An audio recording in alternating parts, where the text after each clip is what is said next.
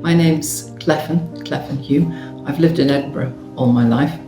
I worked as an occupational therapist, but I'm also a non-stipendiary priest in the Scottish Episcopal Church.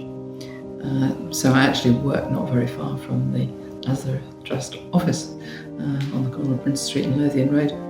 When I was a teenager, the minister in charge of our church was offering the opportunity to go out to the Holy Land on a working holiday. And I thought, yes, this sounds fantastic. In the end, I was the only one from church who went. So I joined a group of people I'd never met before. The travel arrangements went wrong, so instead of flying, we went by train. Imagine 24 people of assorted ages, but mostly young.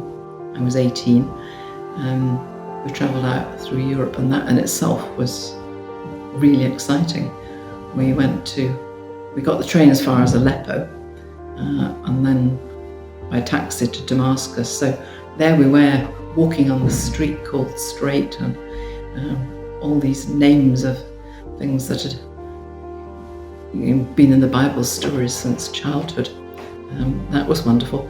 And then we went on into Jerusalem and worked in Israel. There was no man's land at that point. We saw some of Jerusalem, and then we worked at a mission farm for a couple of weeks, and then we went to the hospital in Nazareth.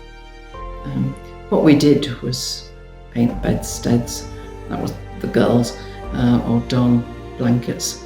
The boys and men did more vigorous things. They laid the foundations for a garden, as far as I remember. So we stayed I think it was an orphanage, or maybe it was a sort of boarding school.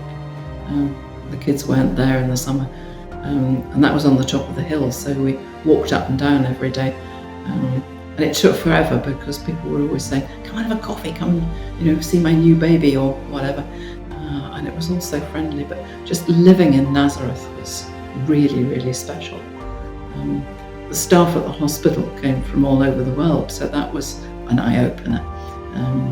And you'd meet people for lunch in the hospital canteen, and people would tell them their experiences of working there. And it was just an amazing experience. And I remember thinking I need to be a little bit Anglican, and I went to the Anglican church in Nazareth with somebody else, and there was a lady there who was blind, quite elderly, and she knew all the hymns, and she just sung her heart out, and as an expression of faith, it was just amazing. But being in a healing context at a hospital, because I was hoping to start training as an occupational therapist when I came home. So the connection between Christ's ministry and the healing job that I hoped I was going to get into, it was just wonderful. Yes, I had kept in touch with what was then the Edinburgh Medical Missionary Society over the years, and then when things changed there, and they started working in Africa and India, other countries, so that was EMMS International, and that's great what they're doing, I have no problem with that, but I support that sort of thing through other organisations. And it was Nazareth and the hospital on the hill that I wanted to keep in touch with and support.